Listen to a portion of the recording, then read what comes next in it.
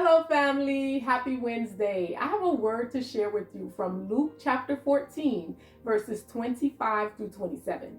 I'll read the Berean Standard Bible version today. Now, large crowds were traveling with Jesus, and he turned and said to them, "If anyone comes to me and does not hate his father and mother, and wife and children, and brothers and sisters, yes, even his own life, he cannot be my disciple. And whoever does not carry his cross and follow me cannot be my disciple." Amen. Today we are kicking off a brand new series called Kingdom Principles for Successful Living. And the principle we're starting with is God first. This passage from Luke powerfully illustrates that putting God first is non-negotiable in kingdom living. Jesus lays it out plainly. If we want to be his disciples, he must come before everything else. This verse shows this truth in three key ways. Number one, exclusive loyalty to God. Jesus turned to a large crowd following him and said, "If anyone comes to me and does not hate his father and mother and wife and children and brothers and sisters, he cannot be my disciple." Let's pause there. Jesus isn't telling us to literally hate our families. He's using strong, symbolic language to show that our love for him must surpass all other loves. You see, not everyone in that crowd was truly following Jesus. Some were probably just tagging along, hoping to benefit from his ministry. But Jesus knew their hearts.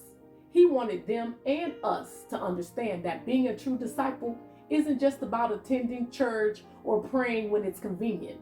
It's about surrendering our primary allegiance. Let me ask you, are you willing to say no to your loved ones in order to say yes to Jesus? Maybe that means you turning down gossip in your friend group or gracefully declining to attend a family event that conflicts with where God is calling you to be. Are you willing to be publicly identified with Jesus, even if it costs you popularity or relationships? Are you willing to stand firm in your convictions, even if it means upsetting your spouse or family when you give your tithes or serve in a church where God has called you? The very first commandment in Exodus 20 says, "You shall have no other gods before me." That's not a suggestion, it's a standard. God demands exclusive worship and loyalty. In kingdom living, our loyalty to God must be unrivaled. Number two, sacrifice and self-will. Jesus didn't stop at family. He said yes, even his own life. Putting God first means surrendering your dreams, your timeline, and your preferences. It means saying yes to God even when it doesn't feel easy or comfortable. Think about it. Would you say yes to God if he asked you to stay in a hard marriage that you're ready to leave? Would you say yes to God if he asked you to relocate to a new city for a church plant?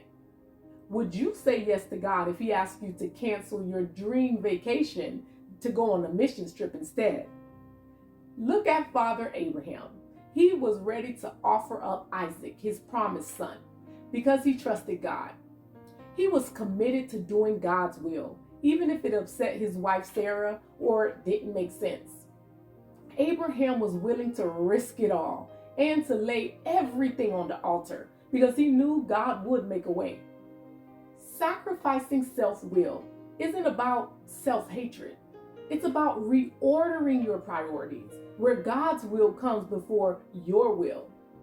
Jesus said in Matthew chapter 6, verse 33, "But seek first his kingdom and his righteousness, and all these things will be given to you as well."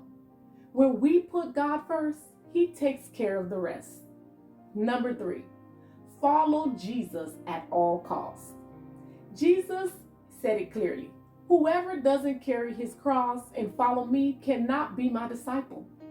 A life of putting God first means we follow Christ even when it costs us. Carrying your cross means dying to self daily. It means walking in obedience even when it's inconvenient, unpopular, or painful. Let's be honest. Jesus never sugarcoated what it meant to follow him. Following him demands total commitment. You may have to get out of your comfort zone or do things you don't feel like doing. But here's the good news.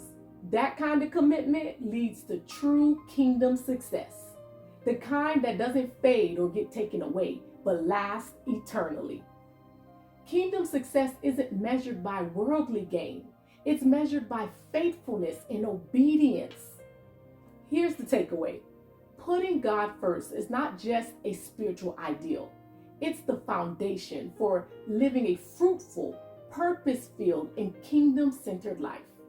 This passage shows us that the true success, it comes not from what we gain, but from who we follow and what we're willing to lay down for him. Putting God first requires trust and surrender. Proverbs chapter 3, verses 5 through 6, it reminds us to trust in the Lord with all your heart and lean not on your own understanding. In all your ways submit to him, and he will make your path straight. Amen. As always, stay blessed and in your word. I look forward to seeing you next week for another Women Word Wednesday message. Bye.